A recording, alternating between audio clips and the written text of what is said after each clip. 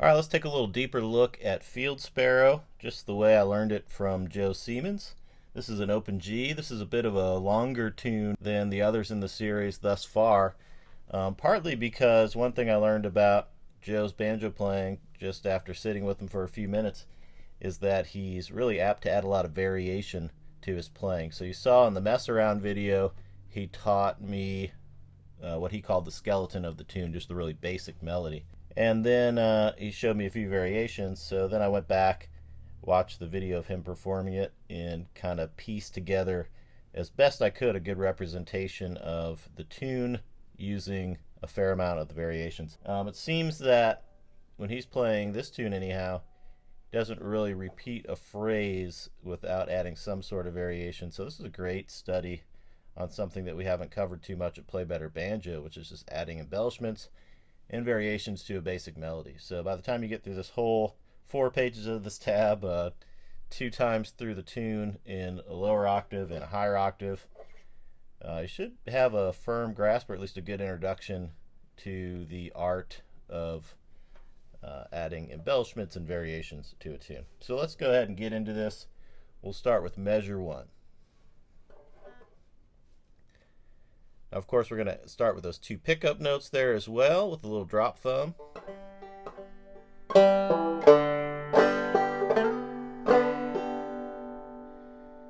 And you heard in the mess around video, Joe mentioned a lot of times he doesn't play these pickup notes, but he was trying to give us a little more of the melody in case you're playing this as a straight banjo tune and you don't have a fiddler or some other lead instrument to take care of these important pickup notes. So we're going to leave them in.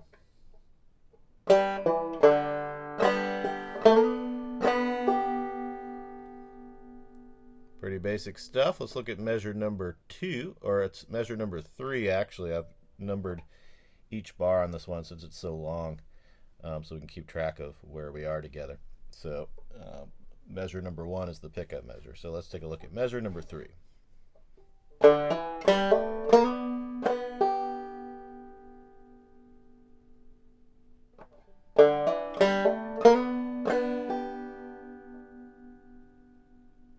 Measure number 4.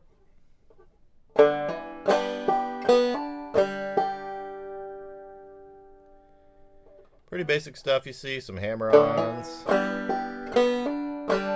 Otherwise, just some basic boom chicka. One thing I'm doing right here is kind of, when I'm hammering on that 3rd fret, kind of working my way into that partial D chord. That D chord we're going to use throughout at least this part of the tune.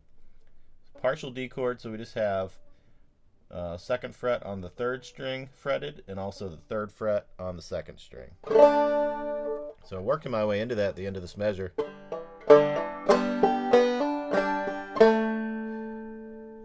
I'm ready to just drop that 1st finger on the 2nd fret, 3rd string for the next measure.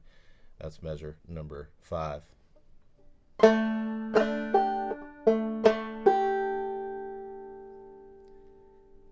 And just in case this is the first video you've ever watched of mine, that X there means phantom stroke. It means we're going to miss that note.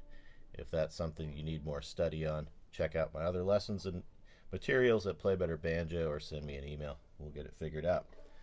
Do that measure for you one more time.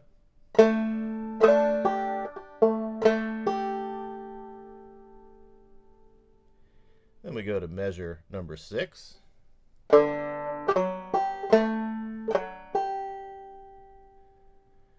Let me back up and do that for you. I picked my left hand up, but really you want to keep that D chord down and just play these other notes around that shape.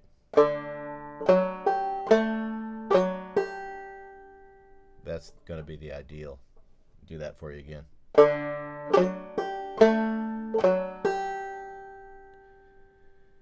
Takes us on to the next measure, measure 7, and we're still holding this D chord down and playing some notes around there.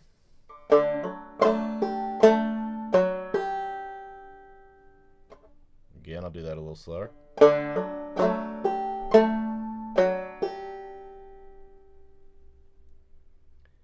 Takes us to measure number 8, still holding this D chord shape down.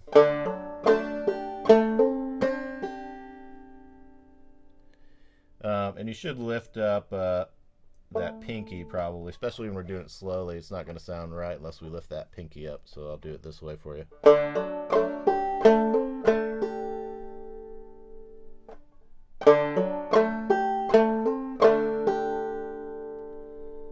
Some straight boom chicka strumming with some hammer-ons, but remember to hold that chord shape down and make sure you're just kind of fingering the other notes around that shape. Let's take a look at the next measure. That's going to take us into a G chord. It's mostly open, but we're going to catch one of the notes, a unison note down here on the 5th fret. I'm just going to slide up my 3rd finger, which is already kind of manning the 4th fret area, right? So from the previous measure,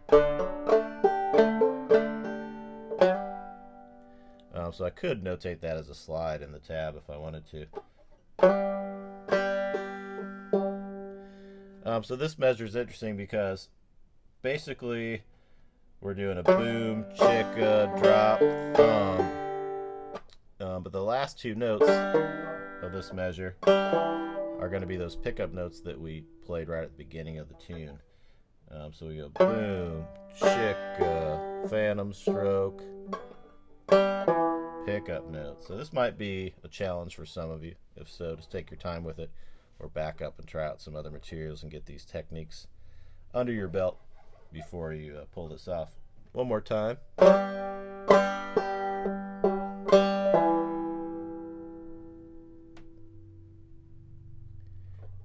That takes us right into measure 10, and now we're doing just some variations on the beginning of the tune. We're doing all these phrases again, but we're doing them slightly differently. Like I said, a lot of variations and embellishments in this arrangement. Measure 10.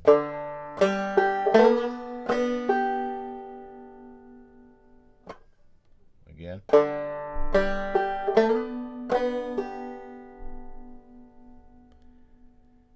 Measure 11.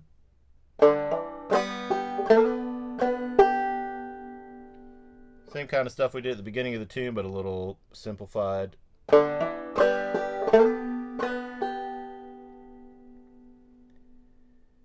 And then this next measure should be familiar to you. This is measure 12.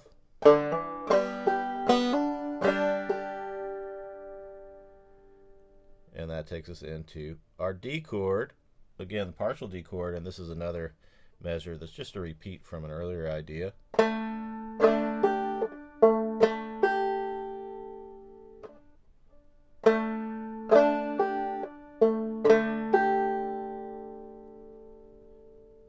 So that takes us on to measure 14.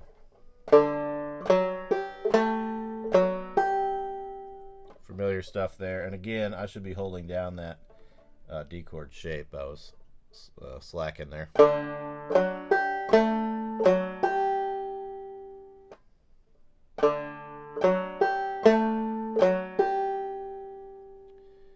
Next measure should look pretty familiar to you.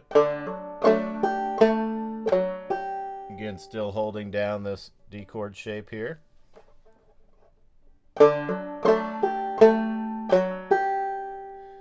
Now we get a little variation on the ending here. We're going to do drop thumb.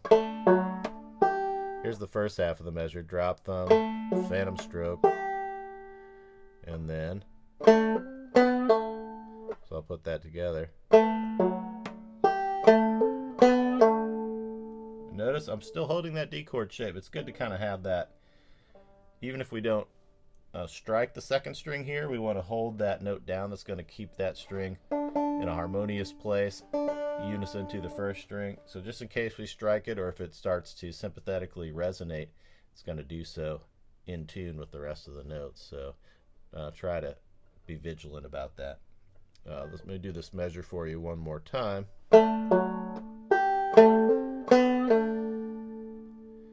And finally, the 17th measure, we resolve the part by again sliding into that 5th fret.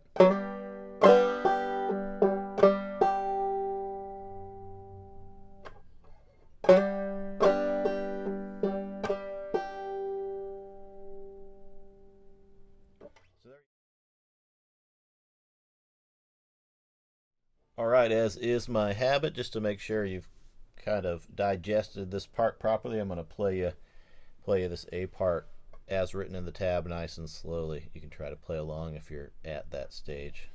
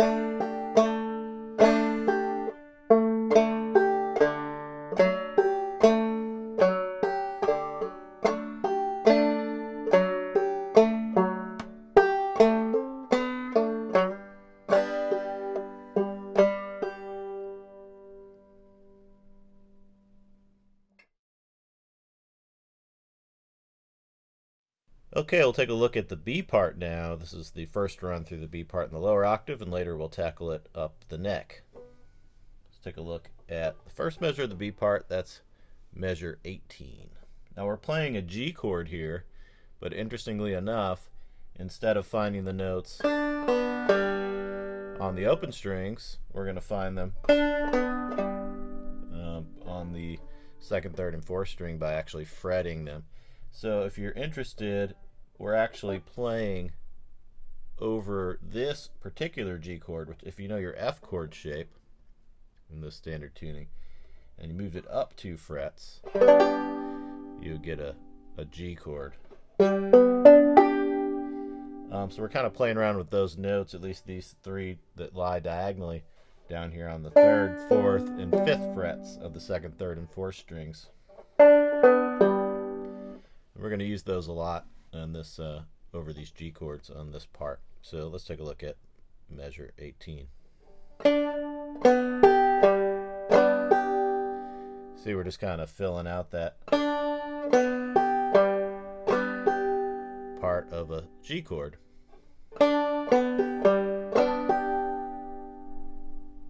And then the next measure, we're still working with that G chord shape.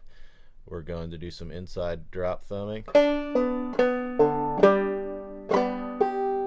So notice, drop thumb, lift up the 5th fret note, and then drop it back down. It's going to be a lot of playing around with this partial G chord shape, and Joe gets a lot of mileage out of it. Let's check out measure number 20. Again, still working with the shape. Now we're going to do what I call a little rock star move. We're just going to pull off.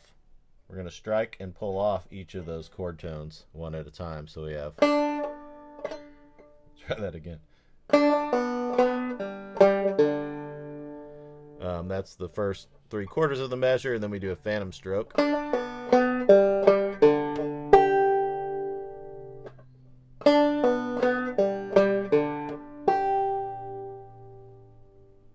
Then we move on to a D chord in measure 21. Again, fret that whole or that partial chord, make sure you hold down that third fret on the second string, even though we're not intending to strike that string.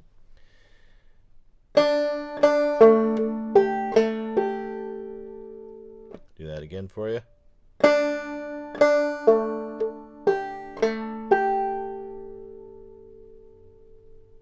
Alright, at this point you should be familiar with these boom, chicka, phantom stroke, drop thumb, all the ideas that are involved in this measure, and a whole bunch of them to come. While still holding this D chord shape, now we're going to get the 5th fret involved using our pinky.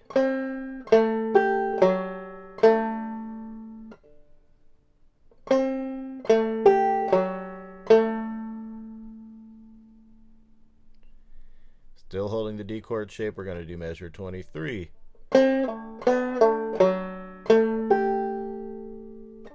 Pull off, boom, chicka.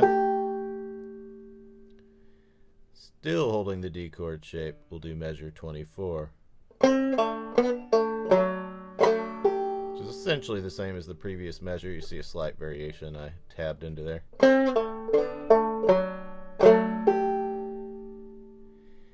And now we get to what should be familiar by now. In measure 25, we're going to resolve to this G chord, which is mostly open, but we're also catching this unison note on the 5th fret, sliding into it. Boom, chicka, phantom stroke.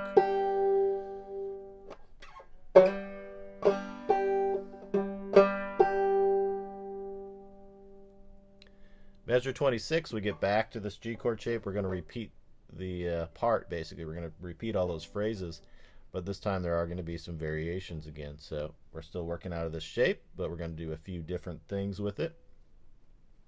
So let's take a look at measure 26. So again, we're opening up that 4th string note to an open string, and then dropping it down. Boom, chicka, chicka, boom. And that last hammer-on note, we're opening up the 3rd string. Even if it's a little difficult for you at first, make sure you're emulating what I'm doing here and actually holding the chord shapes for the most part and just manipulating them. You notice I'm just picking up my 3rd finger when it's I need to open that up for a hammer-on, just picking up the 4th finger, but I'm not doing this. It's a lot more economical, and you get a tighter sound as far as the resonation goes if you just kind of hold down these other seemingly not as important chord tones. Just go ahead and emulate what I'm doing with my left hand, even if it's a little challenge for you. It'll be worth the effort. One more time on that measure.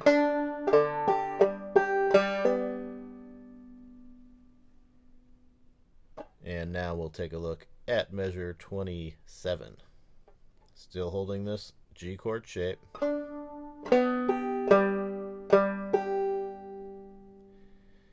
That's really basic. Boom, chicka, boom, chicka. I've gotten into the habit as I've worked on this tune in the last week to kind of repeat the earlier. Sometimes I do that measure 19 there. This is just a variation of the same phrase that measure 19 is covering. Sometimes I do it. So you might notice that in the performance video. Just wanted to kind of admit to that discrepancy. It's probably a good idea to work this 27 as written, so that you're really getting the hang of all these variations. Speaking of variations, measure 28 is almost exactly like a previous measure we did, except the second to last note, we're actually hitting the open 2nd string instead of phantom stroke. So otherwise it's just like measure 20. Really subtle technical distinction between those two measures, but something to pay attention to. Now we go to measure 29, and this is a measure we've played a couple different times previously in the A part. Holding that partial D chord shape.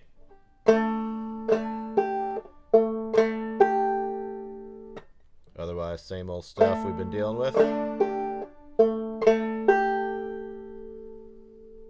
So let's take a look at the last 4 measures of this part.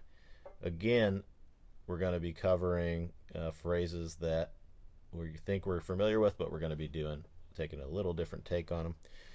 Measure 30. Pretty straightforward. I'm holding the D chord shape.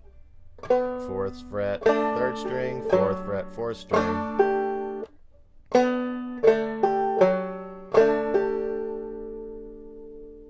Pretty straightforward. We'll take a look at measure 31. Still holding the D chord shape.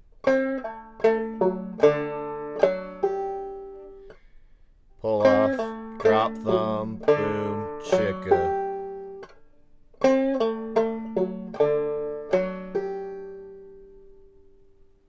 Do it a little slower for you.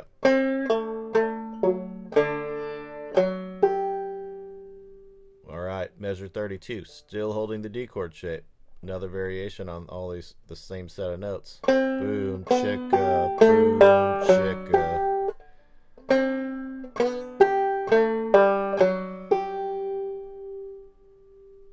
And that'll take us to measure 33, which is our old familiar slide into the G chord. Just that 5th fret.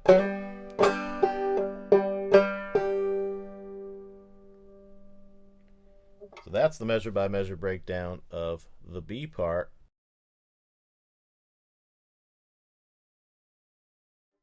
Play that B part as written in the tab, nice and slowly.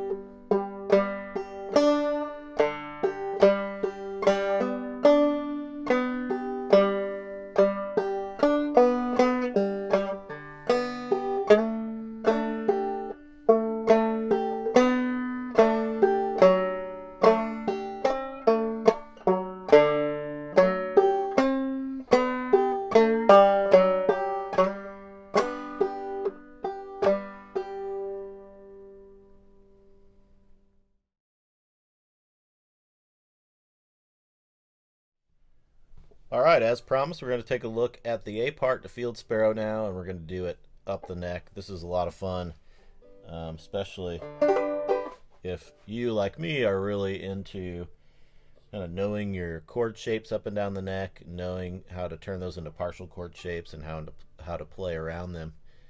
Even if you're not familiar with all that stuff from a technical, theoretical standpoint, you'll learn a bunch in an experiential manner right here. Just by moving these shapes up and down the neck. And I'll try to keep you informed as to what's happening behind the scenes a little bit as far as what chord shapes we're playing over and how they relate to the passages. So we start out right away with a G chord up the neck. And that's going to be right here, 7th, 8th, and 9th frets on the 3rd, 2nd, and 1st strings respectively. And this is part of this big G chord that would look like this.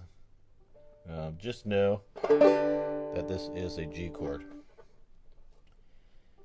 And we're going to play around with it just like we played around with this other partial G chord shape up here. So we're going to start out really basic. We're just going to do some boom notes right down the chord. So we have boom, boom, boom, chicka. Boom, boom, boom, chicka. Alright, and now we'll go ahead and that was, of course, the first measure of this part, which was measure 34. So now we'll go ahead and take a look at measure 35. Again, still holding this shape for the most part. I'm going to lift my 3rd finger up and use that to catch some of these other notes. But it'll have to come back to its spot on the 9th fret on the 1st string quite a bit. So lift that 1st finger up to do this hammer on from the 7th to the 9th.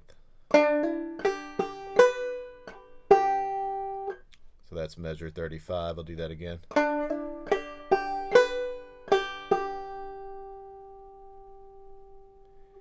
Measure 36. Should look really familiar, just the same thing we did in the previous measure. Technically, now that I'm looking a little closer at the tab, 35, we should have ended our last chick note there, should have been on the 7th fret. Should have struck the 3rd string. Let me go back and do 35. And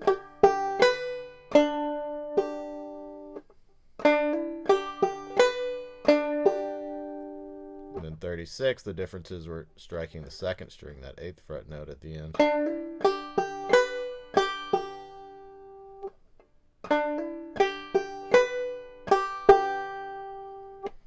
Really subtle distinction there in the heat of the moment when you're ripping through the tune.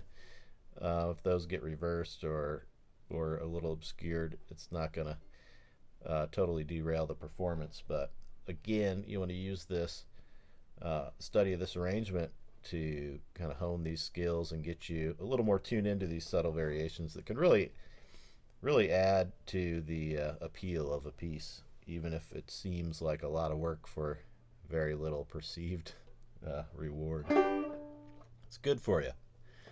All right, I think we covered 35 and 36 pretty well. Let's take a look at 37. Now we're dropping down to a D chord, and this time we're doing a partial D chord right here on the 7th fret. So we've got, if we barred the entire 4 strings across the 7th fret, that's a D chord. That's an alternate D chord shape from some of them that we might be used to.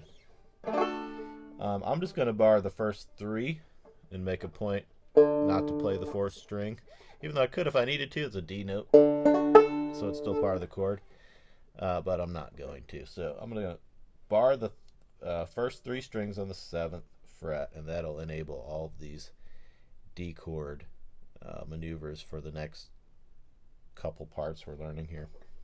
So measure 37.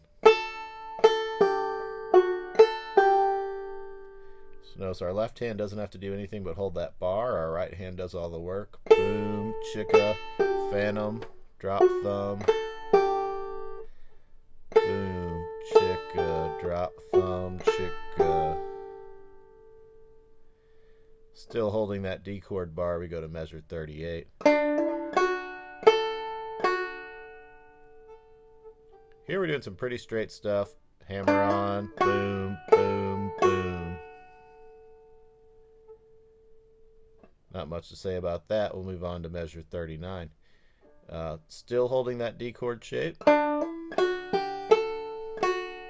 Almost exactly the same as the previous measure, but we're adding a little 5th string drone note in there.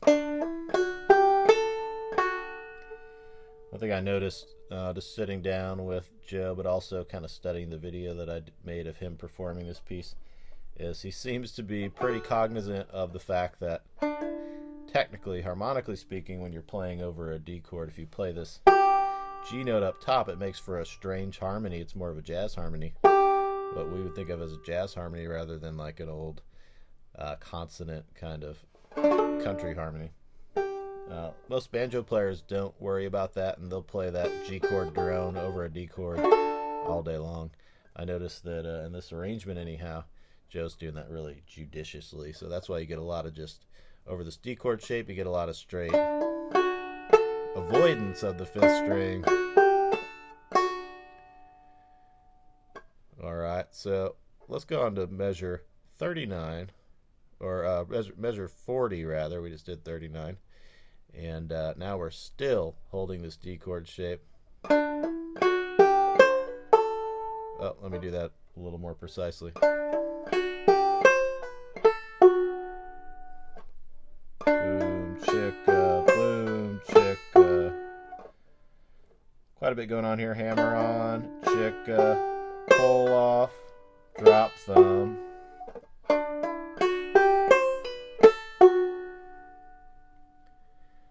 Nice little phrase. It's a really fun part of the tune once you get the hang of it. And that takes us to our G chord, where we resolve to our G chord. Again, this partial diagonal shape up here. So measure 41, we're back with this G chord shape.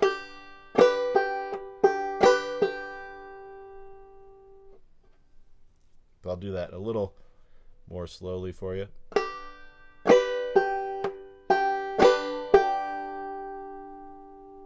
Nothing too crazy there. Boom, chicka, phantom stroke, chicka. Now, measure 42, we're just going to repeat this part, but again, we're going to make a bunch of interesting variations as we go. So measure 42.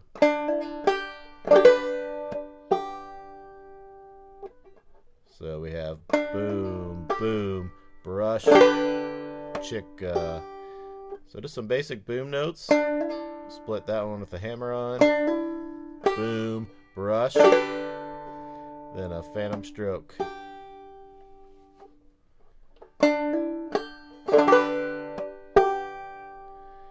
Still holding that shape, we move on to measure 43.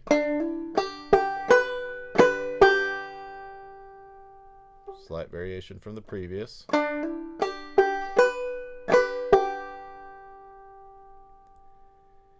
Measure 44 is another slight variation from what we're doing here. Do that a little more cleanly.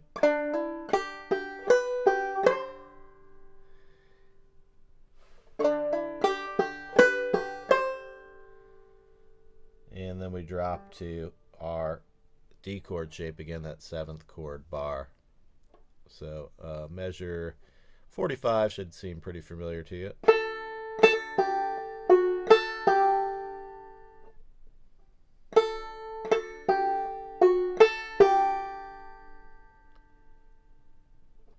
Take a look at measure 46. Still on the bar here, and as I mentioned before, we're just going to avoid that potentially problematic 5th string drone and just play boom, boom, boom, boom, hammer on. So that's measure 46 and 47. Pretty straightforward. I think we can put them together.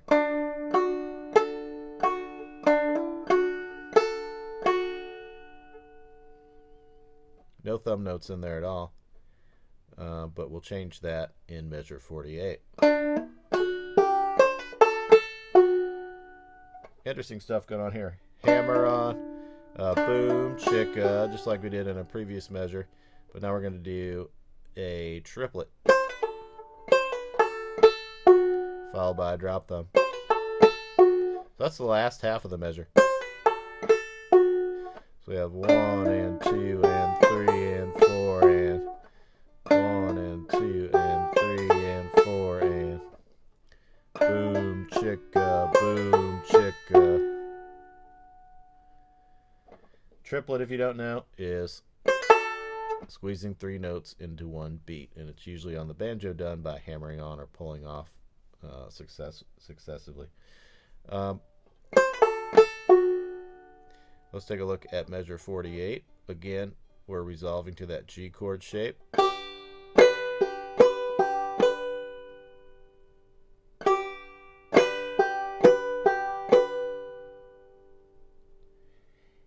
And that takes us to the end of our A part up the neck. All right, the A part, the higher octave up the neck, nice and slowly as written in the tab.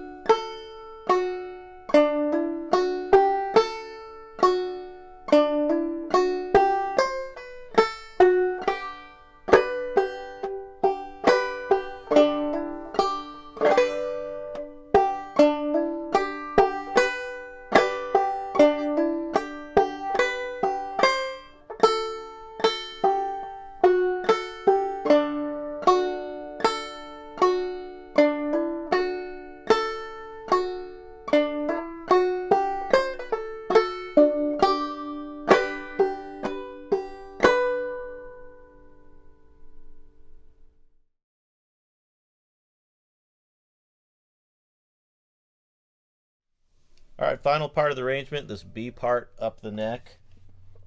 This time, in the previous parts, we've gone through and we've played through each part twice, and I haven't done repeat signs or anything like that. I'm just giving you the variations as we go through. This time, I'm only going to give you one version because I think the way I interpreted it, Joe's playing essentially the same thing when he repeats this part up the neck, and it's a lot of fun to play, I think. So it's worthy of repeating. So this time, we'll just have to learn a handful of measures, and then we'll be done with the tune, and you can go off and practice it to your heart's delight. Right away, we start with something that it might throw some of you off. I know it threw me off. It took me a few days to kind of get the hang of this. If you, like me, have been playing some pretty straight clawhammer style for quite a few years, you're going to have to spend probably a few hours untraining your right hand and to get it to do something a little unnatural here. But once you get it, you get a nice effect. And that happens right away in measure, the first measure of this part, which is measure 50.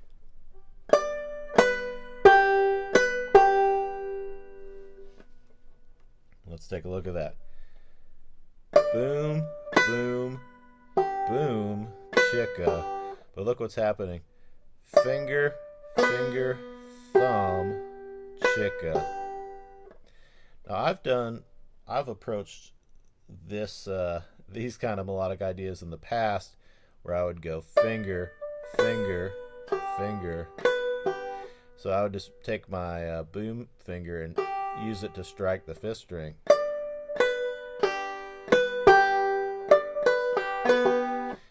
That's one way to do it, but you get a particular effect if you do it the way that Joe's doing it. So what you have to do is boom, boom, boom. So it's like you're doing a boom chicka, but the chicka is twice as long as it would normally be. So basically you have to stop that momentum that you're used to having in the right hand, where it's always kind of moving up and down, always moving in a boom chicka fashion or a chicka chicka fashion. So for a few of you, this will be a bit of a challenge, but it's worth the effort. Boom, boom, thumb, chicka. One more time.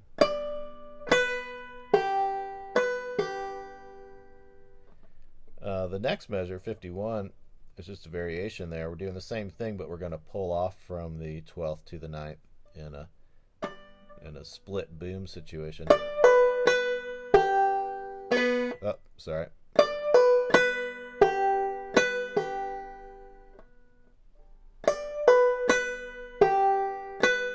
So we have finger, finger, thumb, chicka. So those two measures together,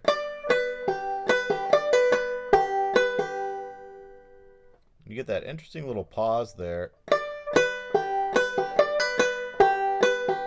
It creates a nice little kind of syncopated sound there. It's a really nice effect, and I recommend that you use the fingering that I'm showing you here the way I learned it from Joe. Now let's take a look at measure 52. Still a variation on this spot, but now we're back to some straight conventional claw hammering.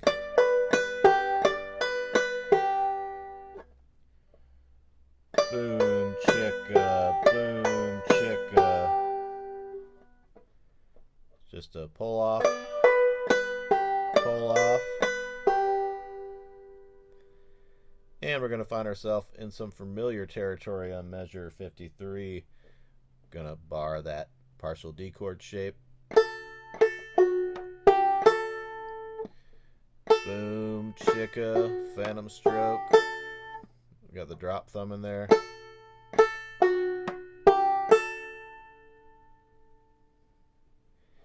Now we have an interesting little progression of variations. We're going to hold this D chord bar until we get to the end of the part here.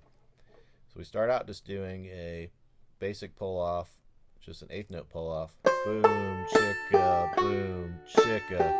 That's measure 54.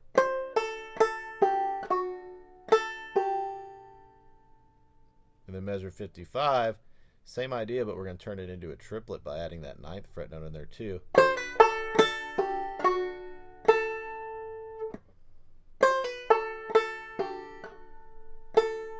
One more time.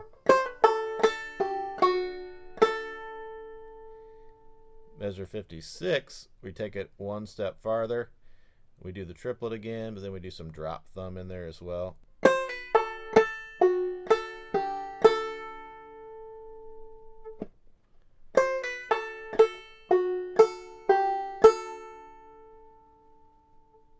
And measure 57. Is a repeat from earlier. We just get that G chord shape. Boom, chicka, phantom, chicka. We'll back up and just show you that progression from measure 54 through 56.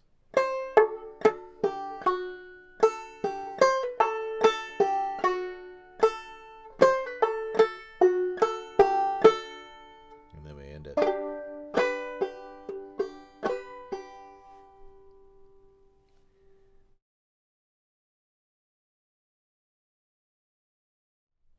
Alright, the B part up the neck, played nice and slowly, just as it's written in the tab.